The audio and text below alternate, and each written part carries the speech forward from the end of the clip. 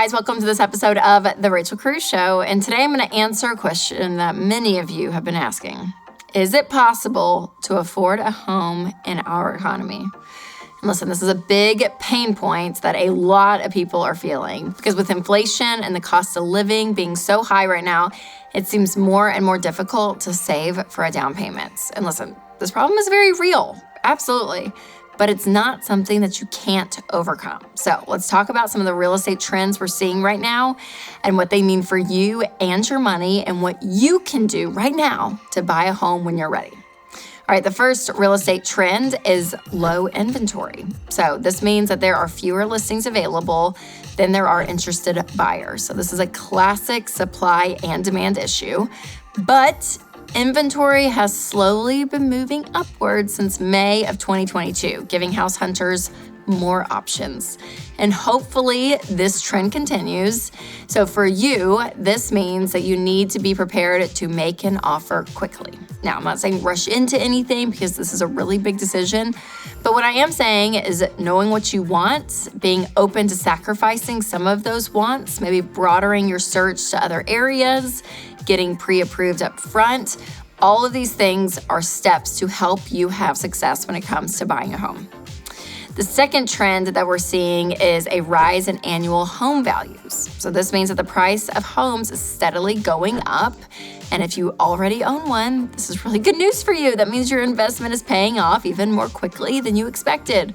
Now, if you don't own a home, but you want to buy one soon, this means that you need to find out what you can actually afford. So here are a couple of things to keep in mind. Number one, limit your house payment to no more than 25% of your take-home pay. And this is going to include your principal interest, property tax, insurance, HOA fees, and if your down payment is less than 20%, PMI, which is private mortgage insurance. A PMI is an extra fee added on to your mortgage payment to protect your lender in case you don't make payment, which again is all wrapped up into your monthly payment, which should be no more than 25% of your take-home pay. All right, number two is to save for a bigger down payment. So in a perfect world, you would put like 20% down on your future home because again, you can avoid PMI insurance when you do that. But if you're a first-time home buyer, you can do something smaller like 5-10%. That's okay. So again, the more down payment you have, the wonderful it is because that means you're going to take out less on your mortgage.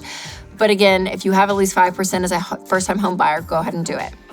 And remember, saving for a down payment takes time. So consistency and patience is the game for this. So start by creating a budget and saving as much as you can. And you might be surprised at the progress that you make in 6 months, in a year. And for the record, you should avoid down payment loans no matter what. Taking out a loan for a down payment on your main loan is a risky game. We're not gonna play that, so don't do that.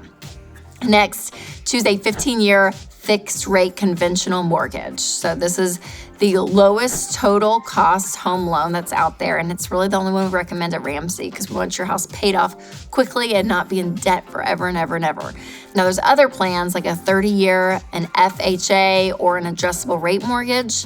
And all of those will end up charging you tens of thousands of extra dollars in interest and fees. So steer clear of those. Now, before I talk about the last trend, I'm going to tell you about one of our sponsors, Carly Jean Los Angeles. So there are clothes in my closet that I never wear. So I'm really trying to simplify, and that's why I love the capsule pieces from Carly Jean Los Angeles. Every piece can be mixed and matched to become a key part of your look. Carly Jean clothes are classic and flattering, and they'll save you money because you can wear them multiple ways instead of just for one special occasion. So simplify the way you dress without sacrificing your style. Go to carlyjeanlosangeles.com and use code Rachel for 20% off your first purchase. That's 20% off the entire site at carlyjeanlosangeles.com with code Rachel. All right, the third trend that we are seeing is higher interest rates. Yeah, so that means the percentage of money that you're charged while paying off your loan in addition to your home price is higher.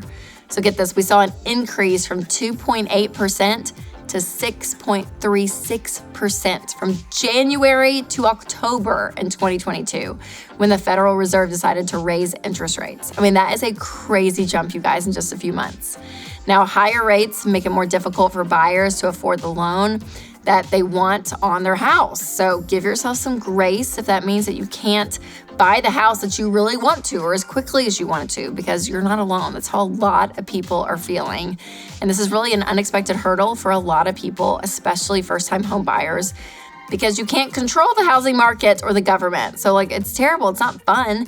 But listen, stay the course. Keep working the baby steps, keep budgeting, and eventually you will have enough money for a down payment.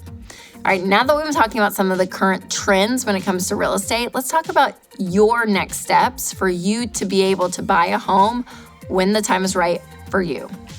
So first, if you have any kind of debt and you haven't worked the baby steps yet, this should be your first move. So you first want to save a $1,000 starter emergency fund. So this will cover any small unexpected emergencies that come up. And this is really important because if you don't have this, then your progress of paying off debt could be derailed and not good. So make sure you have that in place. Then you want to attack all of your debt. So car payments, credit cards, student loans, all of that with intensity. Your mortgage is not included in this if you have a current home, but every other debt is. So you want that paid off. Then once you're debt free, you want to save 3 to 6 months of expenses in a fully funded emergency fund. So this all really helps you have a strong foundation to go into home ownership because you have no payments. You have some money saved on the side, which is really helpful. And then you're gonna keep using your monthly budget to save up for the down payment. So after, again, your debt is paid off, you have a fully funded emergency fund, then start saving up for a down payment. If you're investing in retirement, I would pause those contributions and funnel all that extra cash to saving for that down payment. And then once you have your down payment saved, then you can go and buy your house, and then you can tackle baby steps 4 through 7. All right, you guys, I hope this video kind of gave you an overview of what's happening in the real estate market out there. And I know it's hard, you guys, it's so frustrating, but I have the hope that you can do this and you can walk in knowing what you can afford in a house. You can work a plan that is wise and stay consistent. So don't get discouraged by comparison culture out there and housing market trends that feel like they're completely out of your control. Buy a home when you are ready to buy a home. It's one of the best pieces of advice that I have for you. And again, if that time is right now, then that's great. And you can even reach out to my friends at Churchill Mortgage for help. They are a trusted source for all things real estate and home ownership. And be sure to check out RamseySolutions.com because there you will find the 7 baby steps, our free mortgage calculator, and our cost of living calculator, and a full article about the state of real estate in 2023. Now make sure to share this video with a friend who's been wanting to buy a house but wondering if it's possible for them. All right, you guys, remember to take control of your money and create a life you love.